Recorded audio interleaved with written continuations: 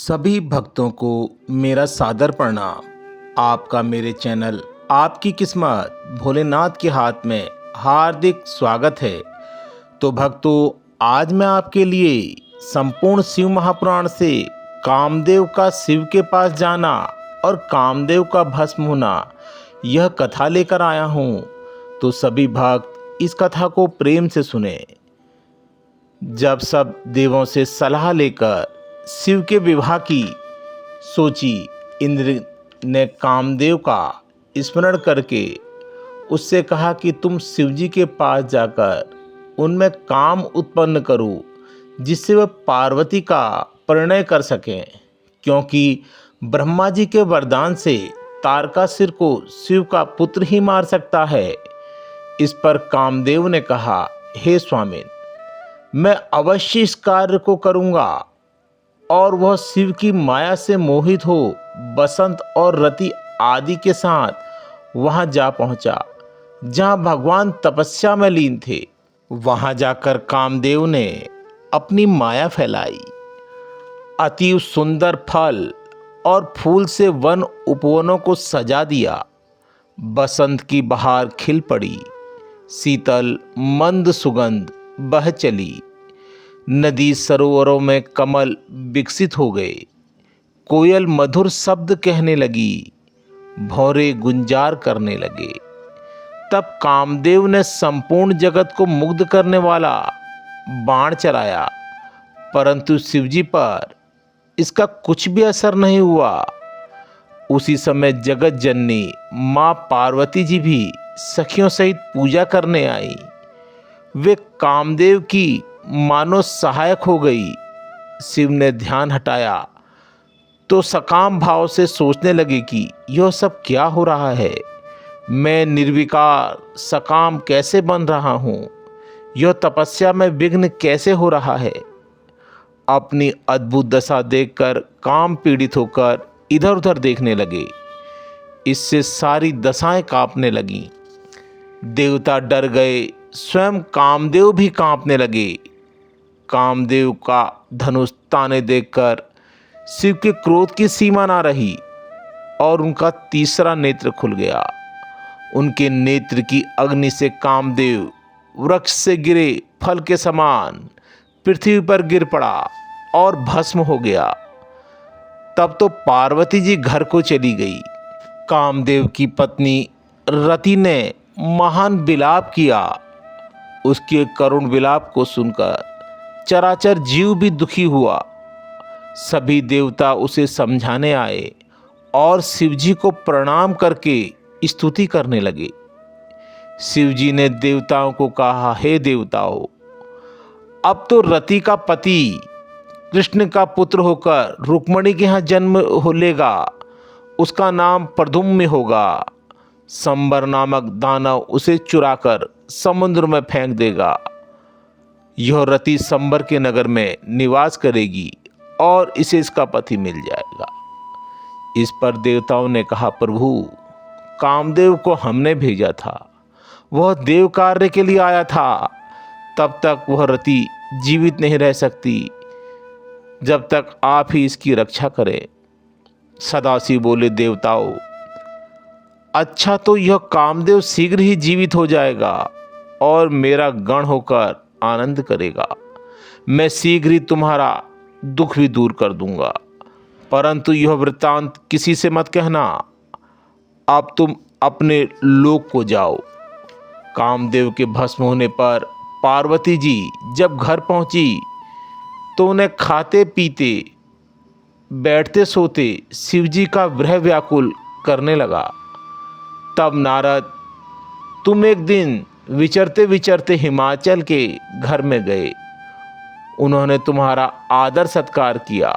उसके बाद अपनी पुत्री के द्वारा शिव पूजन और कामदेव के भस्म का वृतांत सुनाया।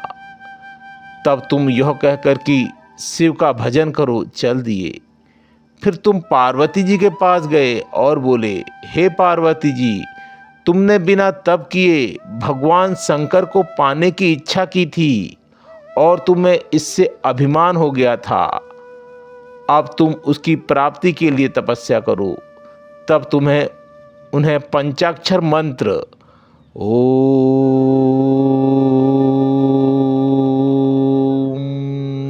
नमः शिवाय की दीक्षा दी।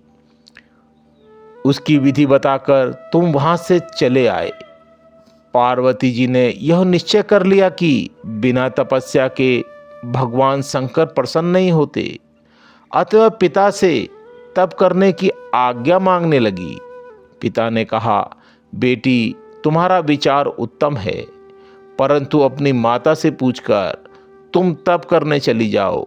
माता ने दुखी होकर कहा, हे पुत्री, तुम घर में ही तपस्या करो, जाने की क्या आवश्यकता है। वन में अनेक दुख होते हैं। स्त्रियों का शरीर वन के योग्य नहीं होता, क्योंकि वह कोमल होता है। तब तो उमा देवी अत्यंत दुखी हुई। तब उन्हें दुखी देखकर माता ने भी आज्ञा दे दी। इस प्रकार माता पिता आदि को प्रणाम करके वो उसी स्थान पर पहुंची जहां गंगा जी प्रकट हुई थी तथा कामदेव को भस्म किया गया था। वहां वेदी बनाकर पार्वती जी ने पंचाक्षर मंत्र का जप आरंभ किया। गर्मी में पंचाग्नि तप, वर्षा और शीतकाल में शीतल जल में बैठकर मंत्र जपती। इस प्रकार जप करते करते 3000 वर्ष बीत गए। उमा देवी के कठोर तप को देखकर आश्चर्य में पड़े देवराज आदि सभी देवता दर्शनार्थ आने लगे, क्योंकि इस प्रकार का कठोर तप आज तक किसी ने भी नहीं किया। पार्वती जी के तप के द्वारा त्रिलोकी तपने लगी।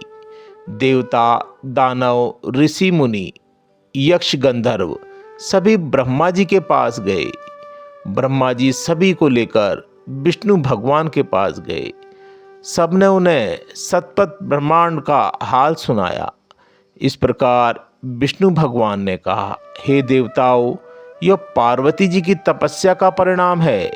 तुम सब मिलकर शंकर जी के पास चलो।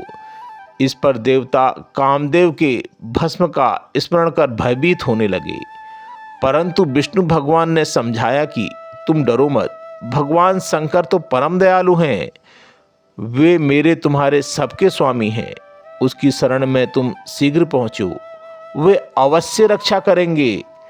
तब विष्णु के वचन सुनकर वे सभी देवता शंकर जी की शरण में गए।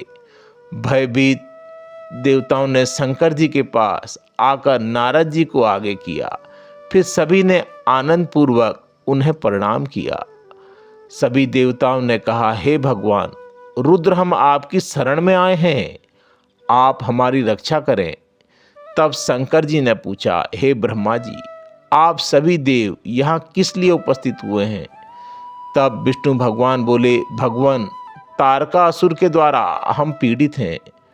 उसने हमें अपने स्थान से च्युत कर दिया है। आप गिरिजा के साथ विवाह करके पुत्र उत्पन्न करें, उसी के द्वारा उसका वध होगा। यह सुनकर शिवजी ने कहा, मैं गिरिजा से विवाह नहीं करूँगा, मैंने काम को भस्म कर दिया है। इस पर भगवान शंकर अपने आत्मचिंतन में लीन हो गए। तब सभी देवताओं ने नंदीश्वर के कहने पर पुनः स्तुतियाँ की। पुनः शिवजी ध्यान से जगे और देवताओं की अभिलाषा जानकर बोले, हे देवताओं, यह विवाह बंधन का कारण है, परंतु मैं भक्तों के अधीन हूँ। भक्तों के लिए मैं अनुचित कार्य भी कर बैठता हूँ। इस कारण मैं तुम्हारी इच्छा पूर्ण करूँगा। तुम्हें तारकासुर का जो महान दुख है उसे निवारण करने के लिए मैं इच्छा न होने पर भी पार्वती जी से विवाह कर लूँगा। अब तुम निर्भय होकर अपने अपने घर जाओ। इस प्रकार देवताओं को आश्वासन देकर शंकर जी मौन हो गए। तो भक्तों, यहाँ पर मैं शिवपुराण का यह भाग समाप्त करता हूँ और अगले भाग में आपके लिए लेके आऊँगा पार्वती परीक्षा। तो भक्तों, अगर यह भाग आप लोगों को अच्छा लगा तो आप लोग कमेंट्स बॉक्स में हर हर महादेव जरूर लिखें। और अगर इस भाग को बोलते समय बोलने में मुझसे कोई त्रुटि हुई हो तो उसके लिए मैं आपसे क्षमा चाहता हूँ और भगवान भोलेनाथ से प्रार्थना करता हूँ कि अपने हर भक्त की झोली खुशियों से भर देना। हर हर महादेव, हर हर महादेव।